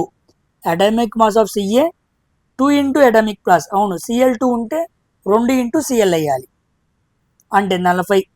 అటామిక్ మాస్ ఎంత, క్లోరిన్ది 35.5 ఇంటూ 2 71. ఇదిగోండి 40 71 111. So B option is the correct answer అనమాట. ఓకేనా, పద్ధతి ఇచ్చాడు మనకి. అటామిక్ ఎలిమెంట్స్ మీద కూడా వీడియో మాట్లాడాను, అవన్నీ మీకు జింక్ వరకు గుర్తుపెట్టుకోవడం చెప్పాను, గుర్తుపెట్టుకోండి. వాటి మీద గ్రూప్ డిలో కూడా క్వశ్చన్స్ వచ్చినాయి. The 3 man tries to extract magnesium from the magnesium oxide using carbon. The attempt fails. What is the reason? ఇగో ఇది, దీన్ని అప్లికేషన్ బేస్డ్ క్వశ్చన్స్ అంటారు. ఇలాంటియే ఈసారి బాగా అడిగాడు. 2026లో కాదు, నెక్స్ట్ వచ్చేయన్నీ ఇంతే. అప్లికేషన్ నిన్ను పెట్టి అడుగుతాడు. ది 3 man అని ఎవడో వెళ్ళాడంట, వాడు మెగ్నీషియం ఎక్స్ట్రాక్ట్ చేయడానికి వెళ్ళాడు. దేని నుంచి, మెగ్నీషియం ఆక్సైడ్ నుంచి. ఓకేనా, అది ఫెయిల్ అయిందంట. ఎందుకు ఫెయిల్ అయింది అన్నాడు. చూడండి, మెగ్నీషియం ఆక్సైడ్ MgO నుంచి వాడు ఏం తీసుకురావాలి, మెగ్నీషియంని తీసుకురావాలి. ఓకేనా, యూజింగ్ కార్బన్ అన్నాడు, తప్పు. కార్బన్ని వాడకూడదు. ఎందుకు వాడకూడదు, ఎందుకంటే carbon is less reactive than magnesium.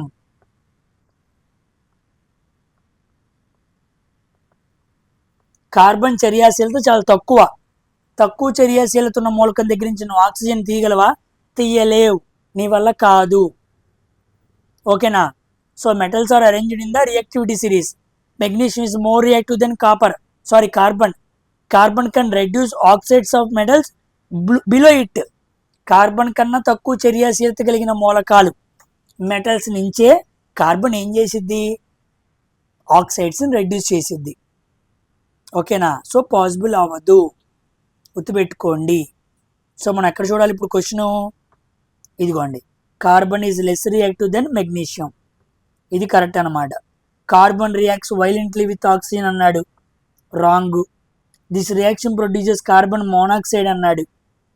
మనం చేసే ఏం అవకాశం ఉందో తెలుసా, మెగ్నీషియం ఆక్సైడ్ ప్లస్ కార్బన్ రాసి మెగ్నీషియం ప్లస్ కార్బన్ మోనాక్సైడ్ రాసుకొచ్చి వచ్చిందా లేదా అని పెట్టే అవకాశం కూడా ఉంది, wrong. Magnesium forms a volatile compound with carbon అన్నాడు, రాంగు. అసలు మెగ్నీషియం తక్కువ రియాక్టెన్స్ అనే పాయింట్ నీకు తెలియకపోతే ఈ 3 ఆప్షన్స్ నువ్వు క్యాన్సిల్ చేయటం నీకు ఎంత ఇబ్బంది అవుతుందో తెలుసా. When you don't know the right answer, ఆ 3 ఆప్షన్స్ నీకు చాలా హెవీగా కనపడుతూ ఉంటాయి. ఓకేనా, నువ్వు వాటిని చదివి అర్థం చేసుకోలేవు, అన్ని దగ్గరగా ఇస్తూ ఉంటాడు. వెరీ ఇంపార్టెంట్, గుర్తుపెట్టుకోండి. ఓకేనా, ఎగ్జామ్స్లో బాగా అడిగే అవకాశం ఉన్నాయి, ఇలాంటివి అడుగుతూ ఉంటాడు. ఒక్క నిమిషం వాటర్ తాగుతున్నాను.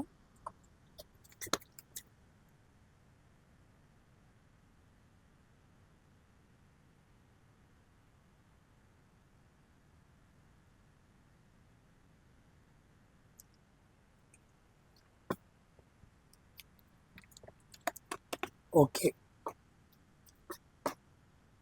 ఇప్పుడు ఏమని చెప్పాను, కార్బన్ కన్నా లెస్ అన్నాం కదా, మరి కార్బన్ కన్నా తక్కువ రియాక్టివ్ కలిగిన మెటల్స్ ఏంటి.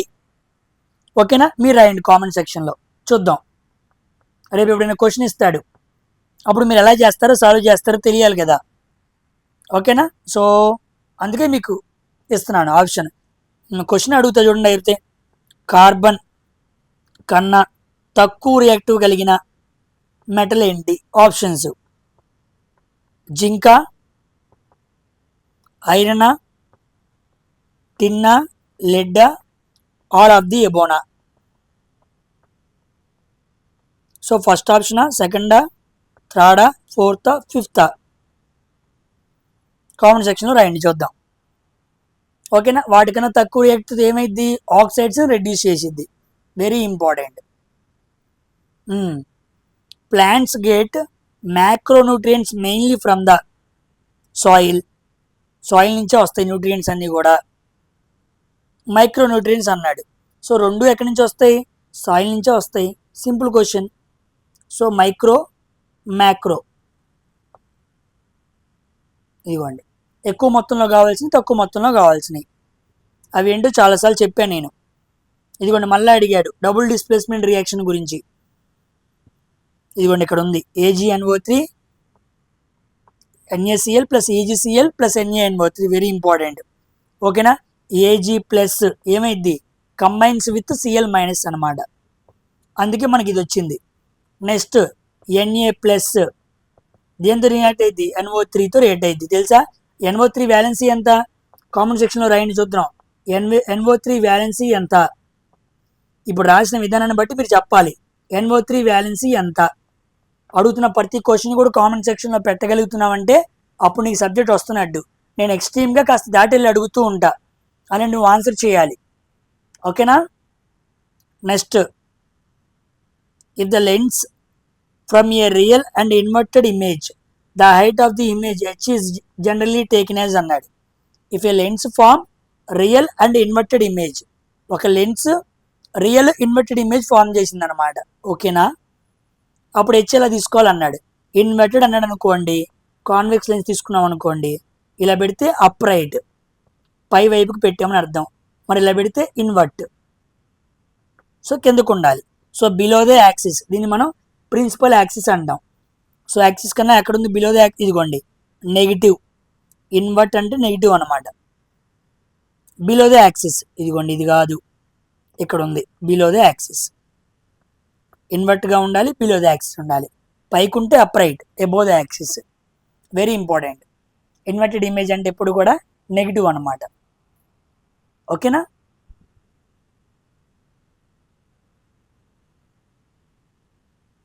Next question, which of the following correctly explains the adaptation of desert plants in the photosynthesis. ఇదిగోండి క్వశ్చన్, ఇది ఈసారి గ్రూప్ డీలో అడిగాడు. 2026లో అడిగిన క్వశ్చన్స్, అందుకే మాట్లాడుతూ ఇంపార్టెంట్ అని చెబుతుంది. ఈ టెక్నీషియన్ నుంచే మనకి క్లాస్ 9th NCERT అడిగాడు, మనం గ్రూప్ డి అడిగాడు అనుకుంటున్నాం. నేను కూడా క్వశ్చన్స్ చూడకపోవడం వల్ల నాకు అర్థం కాలేదు, కానీ తర్వాత చూస్తే అర్థమైంది. Very very important. ఓకేనా, adaptation in desert plants. Desert ప్లాంట్స్లో ఫోటోసింథసిస్ విషయంలో ఏ అడాప్టేషన్ జరిగింది, ఏ అనుకూలత జరిగింది అన్నాడు. ఏం జరిగింది, డిజర్ట్ ప్లాంట్స్ అంటే ఏంటి, ఎడారుల్లో పెరిగే మొక్కలు. ఎడారుల్లో పెరిగే మొక్కలు ఒక కొత్త అనుకూలత నేర్చుకున్నాయి. అడాప్టేషన్ అనే పాయింట్ ఏంటి, అనుకూలత. ఒక కొత్త అనుకూలతకి అలవాటు పడ్డాయి. ఏంటది, అది అడిగాడు క్వశ్చన్. ఓకేనా, చూడండి. Light energy is captured at night అన్నాడు, తప్పు. లైట్ ఎనర్జీ ఎప్పుడు పొద్దున పూటే తీసుకునిద్ది. తర్వాత oxygen is absorbed at night while carbon dioxide is released during the day అన్నాడు, తప్పు. ఇది చూడండి, carbon dioxide uptakes occurs at night and carbohydrates are synthesised during the day. ఎగ్జాక్ట్గా ఎన్సీఆర్టీలో ఉన్న పదం ఇది. సి క్వశ్చన్ తెలుసా, ఇది ఏ ఎన్సీఆర్టీలో ఉందో తెలుసా, క్లాస్ 6లో ఉన్న చాప్టర్ అన్నమాట ఇది. ఇంకా చెప్పాలంటే క్లాస్ 4లో ఉంది. 4వ తరగతిలో ఉన్న అడాప్టేషన్ ఇన్ ప్లాంట్స్ అనే కాన్సెప్ట్ నుంచి క్వశ్చన్ తీసుకొచ్చేసాడు. Very very very basic level question ఇది. నీకు 9th కనపడదు, 8th కనపడదు, 6th కాస్త కనపడిద్ది, ఇంకా 4th క్లియర్గా ఉండిద్ది. ఓకేనా, carbon dioxide uptake occurs at night, గుర్తుపెట్టుకోండి, వెరీ వెరీ ఇంపార్టెంట్ అనమాట. రాత్రిపూట కార్బన్ డైఆక్సైడ్ని తీసుకునిద్ది. సామాన్యంగా ప్లాంట్స్ పొద్దున పూట కార్బన్ డైఆక్సైడ్ని వదులుతాయి, కానీ రాత్రిపూట తీసుకుంటాయి. So carbon dioxide uptake. Next, carbohydrates are synthesised during the day. ఆ తీసుకున్న కార్బన్ డైఆక్సైడ్ని లోపల స్టోర్ చేసుకొని పొద్దున పూట ఎప్పుడైతే సన్లైట్ వచ్చిద్దో ఆ కార్బన్ డైఆక్సైడ్ని మళ్ళీ బయటికి తెచ్చుకొని కార్బోహైడ్రేట్స్ని స్టోర్ చేసుకునిద్ది, తయారు చేసుకునిద్ది, స్టార్చ్ రూపంలో స్టోర్ చేసుకునిద్ది. Very very important. ఇది ఎక్కడ జరిగింది, ఇది డిజర్ట్ ప్లాంట్స్లో జరిగింది. ఓకేనా, ఎందుకు జరిగింది, ఎందుకంటే డిజర్ట్ ప్లాంట్స్లో అడవిలోని మొక్కలకి, కింద మాట్లాడతాను ఉచ్చంగ దగ్గర, ఇక్కడ మాట్లాడతాను చూడండి.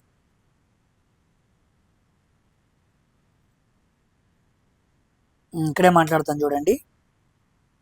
అడవిలోని మొక్కలకి వాటర్ తక్కువ కావాలి, రెడ్యూస్ వాటర్ లాస్. అవి వాటర్ లాస్ని తగ్గించుకోవాలన్నమాట. ఓకేనా, ఇన్ హాట్ డ్రై కండిషన్స్. అందుకే ఏమవుతాయి ఇక్కడ మనకి ఎడారుల్లో పెరిగే అన్ని మొక్కలు కూడా లీవ్స్ ఉండవు. అవి ఎలా మారిపోతాయి? స్పైన్స్గా మారిపోతాయి. ఈ క్వశ్చన్ అడిగాడు గ్రూప్ డిలో. ఓకేనా, ఎడారుల్లో ఉండే మొక్కలకి ఆకులు ఎందుకు ఉండవు? అవి వాటర్ని తగ్గించుకోవడానికి, టు రెడ్యూస్ వాటర్ లాస్. అవన్నీ కూడా లీవ్స్ స్పైన్స్గా మారిపోతాయి. అప్పుడు ట్రాన్స్పిరేషన్ ఉండదు. ఆకుల్లో స్టొమాటో ఉంటేనేగా బాష్పోత్సేకం జరిగేది. అసలు ఆకే లేకపోతే బాష్పోత్సేకం జరగదు కదా. కాబట్టి లీవ్స్ ఎలా మారిపోతాయి? స్పైన్స్గా మారిపోతాయి. ఇదొక క్వశ్చన్ అడిగాడు. ఓకేనా, అవి రాత్రిపూట ఏం తీసుకుంటే అని అడిగాడు. అదొక క్వశ్చన్. అవి రాత్రిపూట CO2ని తీసుకుంటూ ఉంటాయి. ఓకేనా, వెరీ వెరీ ఇంపార్టెంట్. మరి ఆ CO2ని ఏం చేస్తాయి? స్టోర్ చేసుకుంటాయి. పొద్దున పూట ఏం చేస్తాయి? కార్బోహైడ్రేట్స్ని సింథసైజ్ చేసుకుంటాయి. C6H12O6 synthesise in the morning. ఈ 4 క్వశ్చన్లు అడిగాడండి. ఎడారిలో పెరిగే మొక్కల్ని ఏమనాలి? జీరోఫైట్స్ అనాలి. ఇదొక ఎగ్జాంపుల్ చెప్పు. క్యాక్టస్ అడాప్టేషన్ అనే టాపిక్ ఉంది. 4వ తరగతి బుక్ ఉండిద్ది పిల్లల దగ్గర. దాంట్లో ఉంది అది, అడాప్టేషన్ ఆఫ్ క్యాక్టస్ అని చెప్పి. నేను దాని మీద వీడియో కూడా రెడీ చేశాను, మాట్లాడతాను, తయారు కూడా చేశాను. కాస్త ఇంకా మంచిగా ఎడిట్ చేద్దాంలే, బొమ్మలన్నీ పెట్టి ఆపాను, మాట్లాడతాను చూడండి. 4th క్లాస్లో టాపిక్ అడిగాడంటే చూసుకోండి ఇంకా ఎంత బేసిక్ లెవెల్కి వెళ్తున్నాడు. ఓకేనా, పాయింట్. మంచి క్వశ్చన్ అండి ఇది. సబ్జెక్ట్ తెలియని అస్సలు పెట్టలేరు. ఎడారుల్లో ఉండే మొక్కలు ఇలాగ మీకు పోలార్ బేర్ ఉంది. ఓకేనా, అడవిలో టైగర్కి ఎందుకు మచ్చలు ఉన్నాయి? జిబ్రా మీద ఎందుకు మచ్చలు ఉన్నాయి? ఓకేనా, పోలార్ బీర్ ఎందుకు తెల్లగా ఉంది? రకరకాల క్వశ్చన్స్ ఉంటాయి. ఆ క్యామెల్కి గిట్టలు ఎందుకు ఎలా ఉన్నాయి? ఓకేనా, ఓసర వెళ్ళి రంగులు ఎందుకు మార్చుకుంటుంది? ఇవన్నీ కూడా క్యామోఫ్లేగు, ఎస్టివేషను, హైబర్నేషను, అడాప్టేషను, అక్లిమేటైజేషన్, ఇలా చాలా కాన్సెప్ట్స్ ఉన్నాయి క్లాస్ 4th బుక్లో. మొన్న మీకోసం రెడీ చేసా మాట్లాడదామని. ఇదంతా కాస్త అడవుల్లో ఉండి కుదరలేదు. రిలీజ్ చేస్తా వీడియో, అక్కడ మీకు చాలా విషయాలు అర్థమవుతాయి. Next, which of the following is the complex permanent issue responsible transport of water అన్నాడు. వాటర్ అన్నాడు అంటే ఇంకా ఆన్సర్ ఏమవ్వాలి? జైలం. ఓకేనా, జైలంలోనే మనకి ఏమైంది? వాటర్ ట్రాన్స్పోర్ట్ జరిగిద్ది అనమాట. గుర్తుపెట్టుకోండి, very very important. Water and minerals. Which of the following situation shows zero acceleration? ఇందాకే చెప్పా, మళ్ళీ క్వశ్చన్ రిపీట్గా అడిగాడు. జీరో యాక్సలరేషన్ అంటే జాగ్రత్తగా ఆన్సర్ చేయాలి మనం. ఏ ట్రైన్ స్పీడింగ్ అప్ అన్నాడు. స్పీడ్ అప్ అవుతూ ఉంది అంటే స్పీడ్లో మార్పు వస్తుంది. సో ఇది కాదు. అండ్ ఏరోప్లేన్ టేకింగ్ ఆఫ్ అన్నాడు. ఏరోప్లేన్ టేకింగ్ ఆఫ్ అంటే ఇక్కడ కూడా స్పీడ్లో మార్పు వస్తుంది. ఇది కాదు. A car moving with constant speed on a straight road. చూసారా ఎంత పెద్ద విషయం చెప్పాడు ఇక్కడ. తెలుసా అక్కడ ఏముందో? ఆ పదంలో ఏముందో తెలుసా? మీకు ఏం చెప్పాను? యాక్సిలరేషన్ జీరో అన్నా. అదేనంది నేను. యాక్సిలరేషన్ జీరో అంటే వెలాసిటీ ఎలా ఉండిద్ది? Constant velocity. కానీ ఎక్కడ వెలాసిటీ అని చెప్పలా, కానీ కాన్స్టెంట్ స్పీడ్ స్ట్రైట్ రోడ్ అన్నాడు. ఈ రెండింటిని ఎప్పుడైతే కలుపుతామో దాని అర్థమే కాన్స్టెంట్ వెలాసిటీ. కాన్స్టెంట్ స్పీడ్ అని చెప్పి డైరెక్షన్ మారట్లేదు అన్నాడు. కాన్స్టెంట్ వెలాసిటీ అంటే ఇది మనకి వెక్టార్ క్వాంటిటీ, అందుకే డైరెక్షన్ చెప్పక్కర్లా. కానీ స్పీడ్ అనేది ఏంటి? Scalar quantity. అంటే దీనికి ఏం చెప్పాలి? డైరెక్షన్ చెప్పాలి. అది ఎలా ఉండాలి? స్ట్రైట్గా ఉండాలి. అంటే నో డైరెక్షన్ చేంజ్ అనే పాయింట్ చెప్పటానికి స్ట్రైట్ రోడ్, హైవే అని మాట్లాడతాడు. ఓకేనా, సింపుల్ క్వశ్చన్ కాదది. ఏ బాల్ థ్రోన్ విత్ అప్వర్డ్. ఇక్కడ కూడా స్పీడ్లో తేడా వచ్చింది. స్పీడ్లో డిఫరెన్స్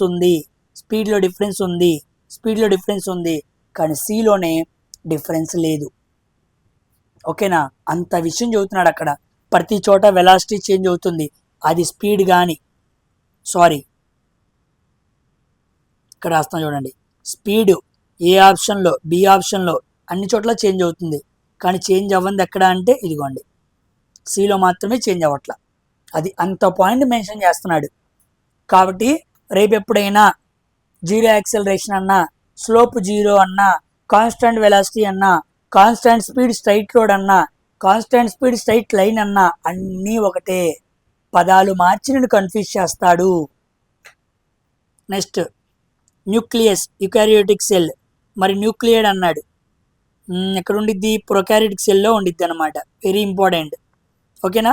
సామాన్యంగా యుకారియోటిక్ అంటే కేంద్రకం ఉన్న సెల్, కానీ ప్రొకారియోటిక్ సెల్ అంటే కేంద్రకం బాగా డెవలప్ అవ్వాల. So nucleus is not well developed. ఓకేనా? న్యూక్లియస్ లోపల ఏముండిద్ది? డిఎన్ఏ ఉండిద్ది. మరి కణం రన్ అవ్వాలంటే డిఎన్ఏ ఉండాలి కదా. సో డిఎన్ఏ న్యూక్లియస్ లోపల ఉండిద్ది, కానీ ప్రొకారియోటిక్ సెల్లో ఏమీ లేదు, న్యూక్లియస్ లేదు. మరి డిఎన్ఏ ఎక్కడ ఉండిద్ది? న్యూక్లియాయిడ్లో ఉండిద్ది. సో ప్రొకారియోటిక్ సెల్లో డిఎన్ఏ ఎక్కడైతే ఉండిద్దో మనం దాన్ని ఏమనాలి? న్యూక్లియాయిడ్ అనాలి. Very very important. ఓకేనా? చాలా చాలా ఇంపార్టెంట్. ఈ ప్రొకారియోటిక్ సెల్స్ ఎగ్జాంపుల్ ఏంటి? మొనేరా అనే కింగ్డమ్లో ఉన్నాయన్నీ ఏంటి? ప్రొకారియోటిక్. అవన్నీ ఏ సెల్స్? యూనిసెల్యులార్. ఎగ్జాంపుల్ ఏంటి? బ్యాక్టీరియా. కాబట్టి బ్యాక్టీరియాని ఏమని పిలవాలి? యూనిసెల్యులార్ ప్రొకారియోటిక్ సెల్స్ అని పిలవాలి. ఓకేనా? వాటిలో డిఎన్ఏ న్యూక్లియాయిడ్లో ఉండిద్ది. గుర్తుపెట్టుకోండి, వెరీ వెరీ ఇంపార్టెంట్. మరి ప్లాంట్స్, యానిమల్స్ అన్నీ కూడా యుకారియోటిక్. ఓకేనా? Plants and animals, fungi, protozoa అన్ని యుకారియోటిక్కే, కానీ మొనేరా మాత్రమే ప్రొకారియోటిక్. గుర్తుపెట్టుకో, very very important point. So the following statements about Thomson model of an atom is correct. ఈ క్వశ్చన్ ఈసారి గ్రూప్ డిలో ఇది కూడా 30 సార్లు అడిగి ఉంటాడు. ఎనాలిసిస్లో ప్రతిరోజు కనపడుతూనే ఉంది థామ్సన్ మోడల్. చూడండి, an atom consists of positively charged sphere with electrons embedded అన్నాడు. ఓకేనా? అంతే, పాజిటివ్లీ చార్జ్డ్ స్పియర్, చుట్టూ పాజిటివ్ ఛార్జ్ ఉంది, మధ్యలో ఎలక్ట్రాన్స్ ఉన్నాయి అన్నాడు. కరెక్టే, పుచ్చకాయలాగా. Mass of the atom is due to neutrons located in the nucleus. అసలు న్యూక్లియస్ గురించి థామ్సన్ మాట్లాడలేదు. రెండో ఆప్షన్ రాంగ్. ఓకేనా? The neutron was not part of Thomson మోడల్లో న్యూట్రాన్ ఉండదు. The model is often compared to watermelon with seeds representing electrons. Watermelon మోడల్తో పోల్చాడు. గుజ్జు, ఆ పల్ప్ మొత్తం, ఆ గుజ్జు మొత్తాన్ని పాజిటివ్ ఛార్జ్గా తీసుకున్నాడు. ఎలక్ట్రాన్స్ ఎంబెడెడ్ ఇన్ ఇట్ అనే దాన్ని ఏమో నెగిటివ్గా తీసుకున్నాడు. So only 1 and 3. D option is the correct answer. Next, ఇలా ఉంటే సింబల్ మనం ఏమనాలి? వేరియబుల్ రెసిస్టెన్స్ లేదా రియోస్టాట్ అనాలి. ఓకేనా? దీంతో మనం ఏం చేయొచ్చు? రెసిస్టెన్స్ని వ్యారీ చేసుకుంటూ ఉండొచ్చు అనమాట. నెక్స్ట్ 85వ question. A clean strip of calcium metal added to the cold water, the reaction is observed. Compared to sodium and magnesium, which of the following statements correctly describes calcium reactivity and the nature of the products formed అన్నాడు. Application based question అనమాట. ఓకేనా? Subject తెలియాలి.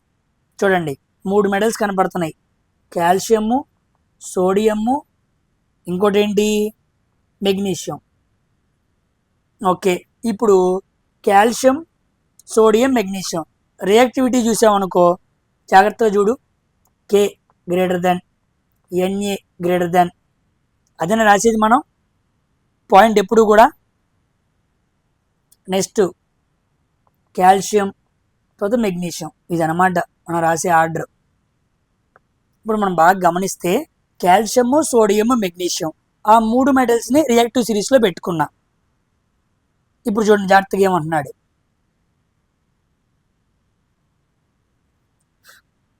ఏమన్నాడు?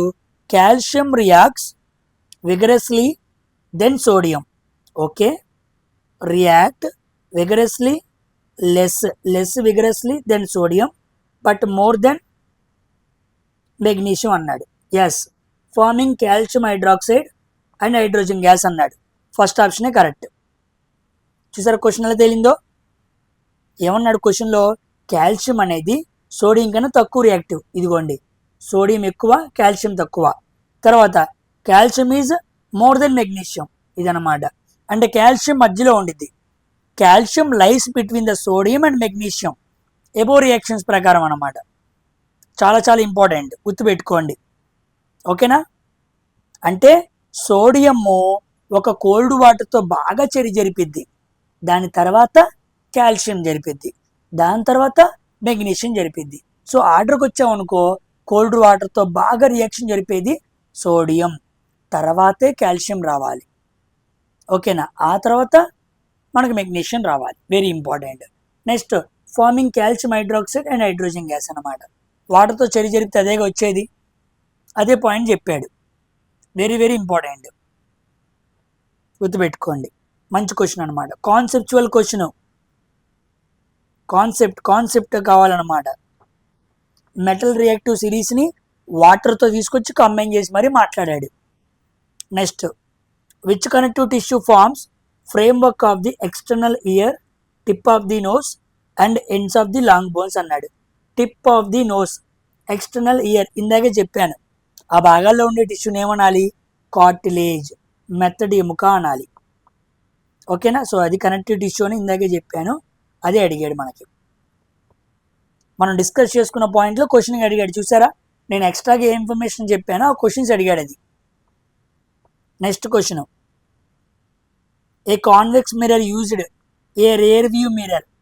Rare view mirror అనగానే నీకు ఆటోమేటిక్గా తెలిసిపోవాలి అదేంటి. Convex mirror has a radius of curvature 4 meter అన్నాడు. Radius of curvature R = 4 meter. A bus is located at 6 meter in front of the mirror. 6 meter అన్నాడు అంటే ఏం చదువుతున్నాడు? యూ గురించి మాట్లాడుతున్నాడు. U = -6 metres. ఎప్పుడు మైనస్ తీసుకోవాలి. Okay, what will be the position and nature of the image formed అన్నాడు. Okay, position అడిగాడు, నేచర్ ఆఫ్ ది ఇమేజ్ అడిగాడు. చూడండి, సాల్వ్ చేద్దాం. 1/f =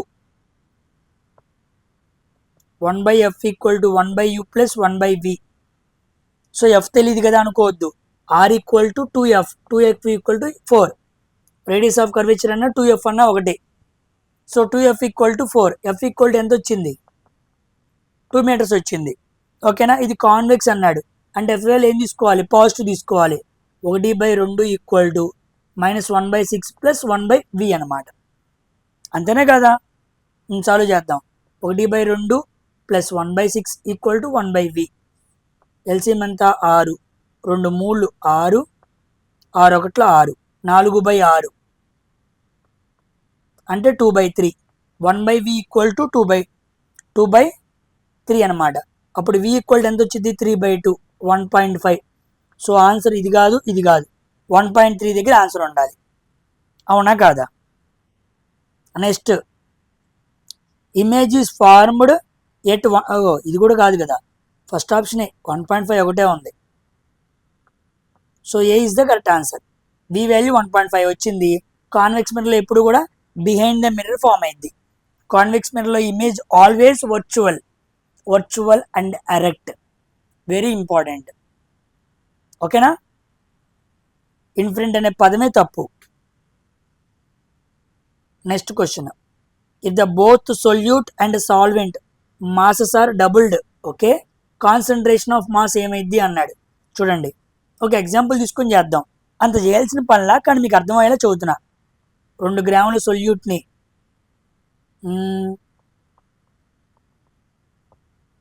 4 గ్రాముల 2 గ్రాములు తీసుకుందాం. 2 గ్రాముల సాల్వెంట్ తీసుకున్నా. ఓకేనా? సో 2 గ్రాముల సొల్యూట్ బై 2 + 2 4 గ్రాములు తీసుకున్నాను అనుకోండి. ఎంత వచ్చింది? 1/2 వచ్చింది. ఇప్పుడు ఏం చేశాడు క్వశ్చన్లో? జాగ్రత్తగా చూడు. బోత్ సొల్యూట్ సాల్వెంట్ ఏమైంది? డబుల్ అయినాయి. సో 2 గ్రాములు కాస్త ఏమైంది? 4 గ్రాములు అయింది. 2 గ్రాములు కాస్త ఏమైంది? 4 గ్రాములు అయింది. ఇప్పుడు మాస్ పర్సంటేజ్ కనుక్కోవాలి.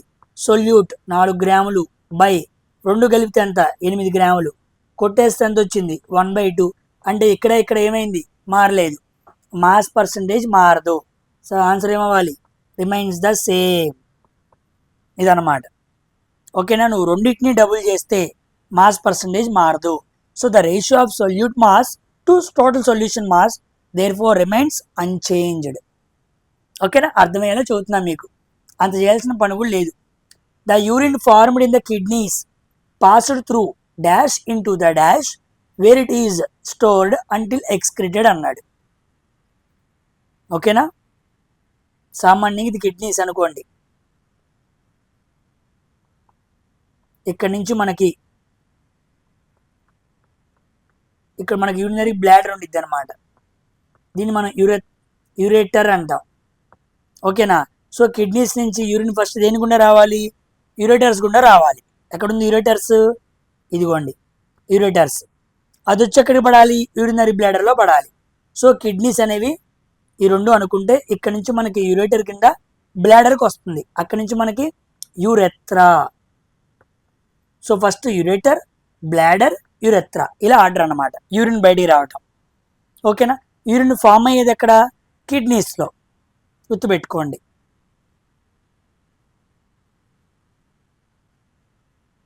Next final question, what is the work done on the object if the displacement is 0? W = Fs cos θ. వాడేమన్నాడు, డిస్ప్లేస్మెంట్ 0 అన్నాడు. Fs S0 అయితే వర్క్ కూడా 0. సో ఆన్సర్ ఏంటి, వర్క్ ఈజ్ 0. Simple question. ఓకేనా. సో ఇవమ్మ total 51 to 90 అంటే total 40 questions. లాస్ట్లో ఏదో ఎక్స్ప్లెయిన్ చేయమని చెప్పాను, చెబుతానని ఏదో చదువుదాం అనుకున్నా మర్చిపోయాను.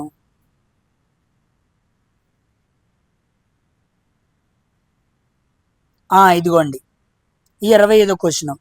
ఇక్కడ గ్రూప్ డిలో క్వశ్చన్ అడిగాడని చెప్పాం కదా, మీరు ఆన్సర్ చేయండి. సామాన్యంగా ఇది సస్పెన్షన్. ఈ సస్పెన్షన్ తీసుకొని అంటే ఒక చాకు ముక్కలు తీసుకొని వాటర్లో వేసా. అవి కాసేపు అయితే అడుగుని చేరిపోతాయి. అడుగుని చేరిన తర్వాత చాకు ముక్కలు ఉన్న గ్లాస్ తీసుకొని బాగా కదిలిచ్చా. కదిలింగానే అవన్నీ కూడా చల్లా చెదురవుతాయి. ఆ చల్లా చెదురైనప్పుడు అవన్నీ ఫ్లోట్ అవుతాయి అన్నమాట, వాటర్ మీద ఫ్లోట్ అవుతాయి. ఆ కాన్సెప్ట్ అడిగాడు. ఓకేనా. సెటిల్ డౌన్ అయిన పార్టికల్స్ని కదిలిస్తే అవి ఏమవుతాయి, నీళ్ళల్లో కాసేపు తేలియాడతాయి, ఫ్లోట్ అవుతాయి అనే కాన్సెప్ట్ అడిగాడు. రీసెంట్గా గ్రూప్ డి ఎగ్జామ్స్లో మన అనాలిసిస్లో వచ్చిందనమాట. సో అది మీకు గుర్తు చేస్తున్నాను. ఓకేనా. సో మొత్తం మీకు 40 క్వశ్చన్స్ క్లియర్గా ఎక్స్ప్లెయిన్ చేశాను. సో మనం హై లెవెల్లో డిస్కస్ చేసుకుంటూ వెళ్తాను. నేను ఇక మీద క్లాస్ 9th NCERTని బేస్ చేసుకొని చాలా డెప్త్గా మాట్లాడతాను కాబట్టి ప్రతి ఒక్కరూ కూడా అర్థం చేసుకుంటూ ప్రిపేర్ చేసుకుంటూ వెళ్ళండి. కొత్త విషయాలు అర్థమైతే మీకు పక్కన ఒక బుక్ పెట్టుకొని రాసుకోండి, అవి మీకు చాలా ఉపయోగపడతాయి. ఏదో విని వెళ్ళిపోయాం అన్నట్టుగా ఉండొద్దు, విన్న వాటిని మనసులో పెట్టుకొని రివైజ్ చేస్తూ ఉండండి. నెక్స్ట్ వీడియోలో నెక్స్ట్ షిఫ్ట్ గురించి మనం మాట్లాడుకుందాం. ఇలాగే ఇవి అయిపోయిన తర్వాత CBT1 JEE మాట్లాడుకుందాం. 2026లో అడిగిన ప్రతి సైన్స్ని మాట్లాడుకుంటూ వెళ్ళిపోయి నెక్స్ట్ జరిగే సైన్స్ ఎగ్జామ్స్ని కంప్లీట్గా క్రాక్ చేద్దాం. ఓకేనా. నెక్స్ట్ వీడియోలో కలుద్దాం. Until then thank you very much for watching science for railways. Bye.